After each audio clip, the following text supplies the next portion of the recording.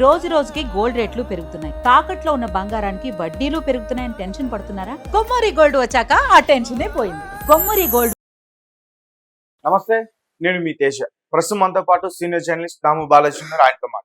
నమస్తే సార్. నమస్తే. So Tollywood producer Bandla Ganesh.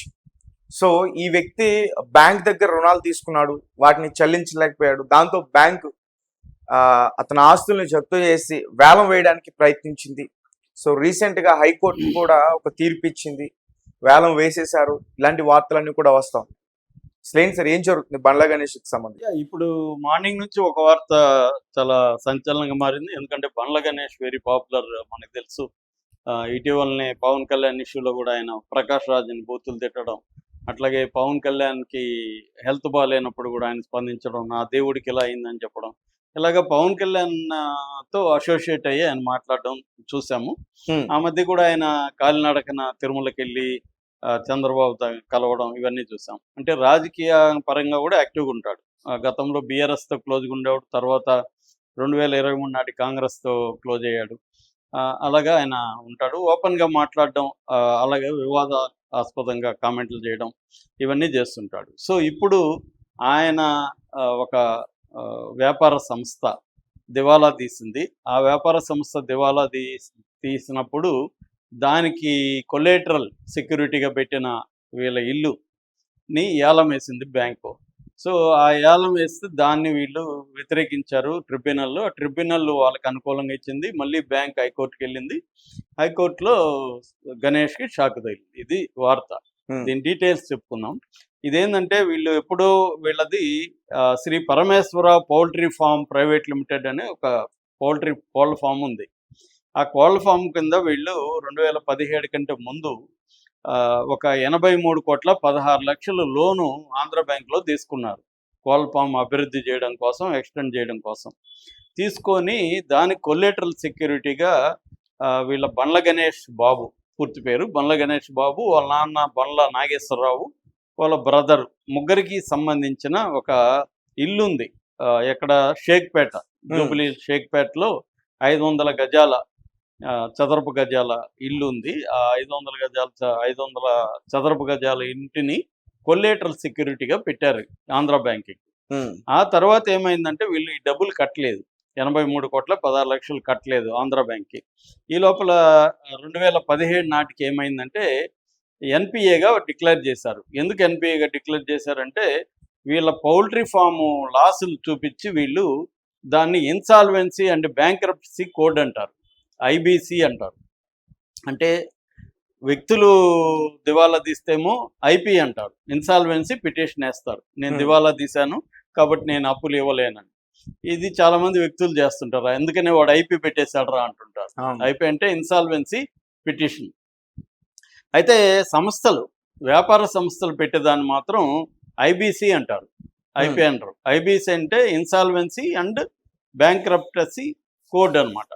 అది పెట్టారు వాళ్ళు. అంటే మా సంస్థ లాసులకి వెళ్ళిపోయింది, దివాలా తీసింది, మేము డబ్బులు కట్టలేమని పెట్టేశారు. ఇప్పుడు దాన్ని ఎన్పిఏ అంటారు బ్యాంకులు. ఎన్పిఏ అంటే నాన్ పెర్ఫార్మింగ్ అసెట్ అంటారు. అంటే అవి ఇంకా పనికిరావని, అప్పులు రావు, తిరిగి రావు అన్నట్టుగా ఎన్పిఏ అనేది ఒక క్లాజ్ ఉంది. బ్యాంకులు అవి పెడతారు. ఎప్పుడైతే బ్యాంకులకి వీళ్ళు ఐబీసీ పెట్టారో, ఈ సంస్థ దివాలా తీసిందని పెట్టారు, బ్యాంక్ ఏం చేసిందంటే ఇట్లాంటివి తీసినప్పుడు ఒక చట్టం ఉంది అనమాట, సర్ఫేసీ చట్టం అంటారు దీన్ని. సర్ఫేసీ చట్టం అంటే అర్థం ఏంటంటే the securitisation and reconstruction of financial assets and enforcement of security interest అని ఒక చట్టం ఉంది. 2002లో వచ్చిన చట్టం. ఈ చట్టం ప్రకారం బ్యాంకులకు ఎవరన్నా పెద్ద లోన్ తీసుకొని కట్టకపోతే ఈ చట్టం బ్యాంకులకి ఒక అధికారాన్ని ఇస్తుంది, కోర్టుకు పోవాల్సిన అవసరం లేదు. వీళ్ళు ఏదైతే తనఖా పెట్టి ఉంటారో, ఇప్పుడు నేను తనఖా పెట్టి ఒక 10 కోట్లు నా ఆస్తి పెట్టి తీసుకున్నా, నేను డబ్బులు కట్టలేదు, నా వ్యాపారం దెబ్బతిందని బ్యాంకుకి చెప్పా. అప్పుడు బ్యాంక్ ఈ చట్టం కింద నేను తనఖా పెట్టిన ఈ 10 కోట్ల ఇల్లు లేకపోతే ఆస్తో దాన్ని వాళ్ళు ఏలం వేసేయచ్చు, కోర్టుకు పోవాల్సిన వల్ల వీళ్ళకే అధికారాలు ఉంటాయి. అంటే 60 రోజులకు ముందు నోటీస్ ఇవ్వాలి, నోటీస్ ఇచ్చిన 60 రోజులకి ఏలం వేసేయచ్చు అనమాట. ఆ అధికారం ఈ చట్టం కింద, ఈ సర్ఫేసీ చట్టం కింద బ్యాంకులకి అధికారం ఉంటుంది. సో వీళ్ళు ఆ చట్టాన్ని ఉపయోగించి వీళ్ళు ఇచ్చిన 50 చదరపు గజాల ఇల్లు ఉంది కదా, దాన్ని ఏలం వేశారు. అంటే ఆన్లైన్లో వేలం పెట్టారు. పెడితే వాళ్ళకి 8,50,00,000 వచ్చింది బ్యాంకుకి, 83 కోట్లకు గాను.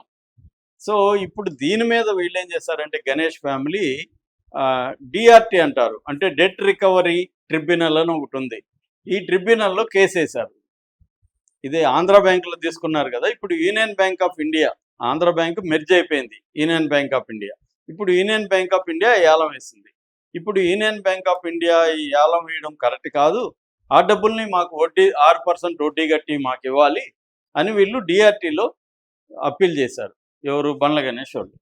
డిఆర్టీ బండ్ల గణేష్కి అనుకూలంగా తీర్పిచ్చింది. అంటే వీళ్ళు చెప్పేది కరెక్టే. సో ఒకసారి ఇన్సాల్వెన్సీ కంపెనీ పెట్టినాక మళ్ళీ దానికి కొలేటరల్గా పెట్టిన దాన్ని ఏలం వేయడానికి లేదు అని ట్రిబ్యునల్ తీర్పిచ్చింది. దాంతో యూనియన్ బ్యాంక్ హైకోర్టుకి వెళ్ళింది. ఈ డిఆర్టీ తీర్పు కరెక్ట్ కాదు, వీళ్ళు సరిగా ఫాలో కాలేదు. ఒక సంస్థ ఇన్సాల్వెన్సీ పెడితే ఆ సంస్థకి సంబంధించి కొలేటరల్ పెట్టిన ఇండివిజువల్స్ ఇన్సాల్వెన్సీ పెట్టినట్టు కాదు, వాళ్ళు సపరేట్గా పెట్టాలా ఇన్సాల్వెన్సీ, అది పెట్టలేదు. కాబట్టి బ్యాంక్ చేసింది కరెక్టే, బ్యాంకు వేలం వేయడం కరెక్టే అని ఆర్గ్యుమెంటు వీళ్ళ అడ్వకేటు హైకోర్టులో ఆర్గ్యూ చేశారు. ఎవరు? Bank advocate. దాంతో హైకోర్టు బ్యాంక్ అడ్వకేట్ వాదనతో ఏకీభవించి బ్యాంక్ చేసింది కరెక్టే, వేలం వేయడం కరెక్టే అని చెప్పి డిఆర్టీ ఇచ్చిన ట్రిబ్యునల్ ఇచ్చిన తీర్పు ఏదైతే ఉందో దాన్ని పుట్ట సైడ్ అంటారు, అంటే పక్కన పడేయడం. అది పక్కన పడేసింది. సో దాన్ని ఇప్పుడు మన మీడియా అంతా కూడా గణేష్ షాక్ ఇచ్చిన హైకోర్టు అని చెప్తున్నారు. యాక్చువల్గా ఏంటంటే ఇక్కడ ఇంకొక మతలబు ఉంది. దీన్ని ఏమంటారు? ఓటీఎస్ అంటారు, వన్ టైం సెటిల్మెంట్. అంటే గణేష్ వాళ్ళు ఏం చేస్తున్నారంటే బ్యాంకుతో వెళ్ళి ఒక సెటిల్మెంట్ చేసుకుంటున్నారు. 82 కోట్లు ఇచ్చేస్తాము, వన్ టైం సెటిల్మెంట్, ఇంకా వడ్డీలు గిడ్డీలు ఇంకేమీ లేవు, సో మీకు మాకు ఇంకా తెగిపోతుంది అని ఒక సెటిల్మెంట్కి ప్లాన్ చేస్తున్నారు. ఆ సెటిల్మెంట్ కూడా అయిపోయిందని కూడా వార్త వస్తుంది. ఇది మనకు తెలిసిన డీటెయిల్స్ ఇప్పటివరకు. సో అంతే, బండ్ల గణేష్కి ఇదేమి షాక్ కాదు. కాకపోతే ఎందుకు షాక్ అంటే చాలామంది ఎగ్గొట్టగలుగుతున్నారు, ఇక్కడ ఎగ్గొట్టలేక వసూలు చేస్తుంది బ్యాంకు. మామూలుగా మనకి ఇప్పుడు ఆ మధ్య రఘురామకృష్ణరాజు 1000 కోట్లు ఎగ్గొట్టారని, తర్వాత ఎవరు సుజనా చౌదరి 1000 కోట్లు ఎగ్గొట్టారని, మన సుబ్రహ్మరెడ్డి, తిక్కవరపు సుబ్రహ్మరెడ్డి 6000 కోట్లని, ఇలా రకరకాల వార్తలు వింటున్నాం కదా.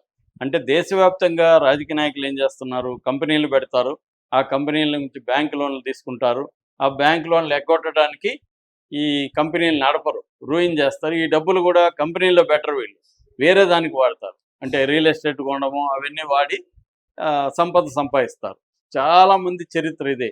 2018 నాటికి ఇండియాలో 15 లక్షల కోట్లు బ్యాంకులు రాని బాకీలు ఉన్నాయన్నమాట, ఎన్పిఏ. ఓకే, 15 లక్షల కోట్లు. మనకి ఇప్పుడు సెంట్రల్ గవర్నమెంట్ ఏమంటుంది? పబ్లిక్ సెక్టార్కి 3,50,000 కోట్లు ఖర్చు పెట్టాలి, అంత డబ్బులు మా దగ్గర లేదంటుంది, అందుకని మేము అమ్మేస్తున్నాం అంటుంది. ఇప్పుడు మన విశాఖ స్టీల్ ఇవన్నీ ఎందుకు అమ్మేస్తున్నారు? వాళ్ళకి ఇన్వెస్ట్ చేసే అంత డబ్బులు గవర్నమెంట్ దగ్గర లేదంటుంది. నిజానికి ఈ 15 లక్షల కోట్లు కానీ వసూలు చేస్తే 3, 4, 5 రెట్లు గవర్నమెంట్ సంస్థల్ని బలోపేతం చేయొచ్చు, అట్లాగే ప్రజలకి ఎంతో ఉపయోగం ఉంటుంది. కానీ వీళ్ళు ఏం చేస్తున్నారంటే ఎగ్గొట్టేదానికి చాలా మార్గాలు ఉన్నాయి వీళ్ళకి. అందులో ఒకటి ఏంటంటే ఐబీసీ, ఇందాక చెప్పిన ఇన్సాల్వెన్సీ బ్యాంక్రప్టసీ కోడ్, దాన్ని ఉపయోగించుకొని దివాలా తీసిందని పిటిషన్ వేసేస్తారు. దీన్ని ఐబీసీ హెయిర్ కట్ అంటారు. 64 నుంచి 68% ఇలాగే ఎగ్గొడుతున్నారు లోన్ తీసుకున్న వాళ్ళు, ఐబీసీ కిందనే ఎగ్గొడుతున్నారు. రెండవది రైట్స్ ఆఫ్ అంటారు, టాక్సిక్ లోన్స్ అంటారు. ఈ లోన్స్ ఇంకా ఎటువంటి పరిస్థితులు లేనప్పుడు రైట్ ఆఫ్ చేసేస్తుంది, అంటే యాక్టివ్ అకౌంట్ల నుంచి తీసేస్తుంది. ఇంకా మనకి బ్యాంకులో ఎన్ని రకాల అప్పులు ఉన్నాయో కూడా మనకు తెలియదు, డేటాలోకి రాదు, కొట్టేస్తుంది రైట్స్ ఆఫ్. నెక్స్ట్ వచ్చి ఓటీఎస్, వన్ టైం సెటిల్మెంట్ ఇస్తారు. అంటే నువ్వు ఒక 1000 కోట్లు తీసుకున్నావు, ఏదో ఒక 200 కోట్లు 300 కోట్లు వన్ టైం కట్టేస్తాను, నాది వదిలేసేయండి. సరే వచ్చింది రాని అనుకొని బ్యాంకులు కూడా వన్ టైం సెటిల్మెంట్కి ఒప్పుకుంటాయన్నమాట. తర్వాత wilful defaults and tax evasion, ఇవి కార్పొరేట్ సంస్థలు చేస్తున్న ఫ్రాడ్లు అనమాట. ఇది 2018లో 15 లక్షల కోట్లు ఉంటే ఇప్పుడు ఎంత ఉంది? అది 3,50,000 కోట్లకు వచ్చేసింది అనమాట. సారీ, 4 లక్షల కోట్లకు పడిపోయింది. అంటే ఇవన్నీ తీసేశారు. అంటే 11 లక్షల కోట్లను మాఫీ చేసేశారు. ఇది జరుగుతుంది. మనకేమో ఇక్కడ ఎవరికైనా 10 పైసలు గవర్నమెంట్ ఇస్తే మనం అందరూ ఎందుకు ఫ్రీగా ఇస్తున్నారు ప్రజలకి, ప్రజలు చెడిపోతారు, సోమరులు అయిపోతారు, ఇవన్నీ మాట్లాడుతున్నాం. ఇవన్నీ ఇచ్చేది ఎంత? సంవత్సరానికి 50,000 కోట్లు 60,000 కోట్లు ఖర్చు పెడుతుంది గవర్నమెంట్. కానీ ఇవి చూస్తే 15 లక్షల కోట్లు మొత్తం టాప్లో ఉండే కార్పొరేట్ సంస్థలు కావచ్చు, రాజకీయ నాయకులు కావచ్చు తినేస్తున్నారు అనేది అర్థమవుతుంది. అంటే బ్యాంక్ డబ్బులు అంటే ప్రజల డబ్బులే కదా, ఇలాగా వెళ్తుంది. సో గణేష్ కూడా ఆ యాంగిల్లో వెళ్ళాడు. కాకపోతే గణేష్ ఇప్పుడు సెటిల్ చేసుకుని 82 కోట్లు కడుతున్నట్టుంది. గణేష్ మీద ఇప్పుడు ఇది ఫస్ట్ టైం కాదు, ఇంతకుముందు కూడా మనకి దాని ఏమంటారు చెక్ బౌన్స్ కేసులు కూడా వచ్చాయి. ఆ మధ్య ఒంగోలులో కూడా 2024 ఫిబ్రవరిలో ఒంగోలులో కోర్టు 1 year జైలు శిక్ష కూడా వేసింది గణేష్కి. 95 లక్షల ఫైన్ కూడా వేసింది. తర్వాత అప్పీల్ వెళ్తారు వీళ్ళు. ఇవేమి శిక్ష అంటే జైలుకి వెళ్ళరు. మన జయప్రద మీద ఎన్నిసార్లు వచ్చింది అవి? చెన్నై కోర్టు ఇచ్చింది, తర్వాత ఉత్తరప్రదేశ్ కోర్టు ఇచ్చింది. జయలలిత ఆమె జైలుకి వెళ్ళిందా? జయప్రద. ఓకే. అట్లాగే ఈయన మీద ఉంది. ఇప్పుడైతే పౌల్ట్రీ లిక్విడేషన్లో పెట్టేశారనమాట వీళ్ళు. సో ఇది ఒక రకంగా గణేష్ షాక్ ఏం కాదు. కాకపోతే బ్యాంకు కూడా కొంత ఊరట అని చెప్పొచ్చు. కొంత మరీ మొత్తం కొట్టేయకుండా 82 కోట్లకి వన్ టైం అంటే వడ్డీలు కానీ మిగతావి ఏమి రావు. ఉన్న దాంట్లో బ్యాంకు ఎంతో కొంత వసూలు చేయగలిగింది అని చెప్పొచ్చు. Right sir, thank you so much.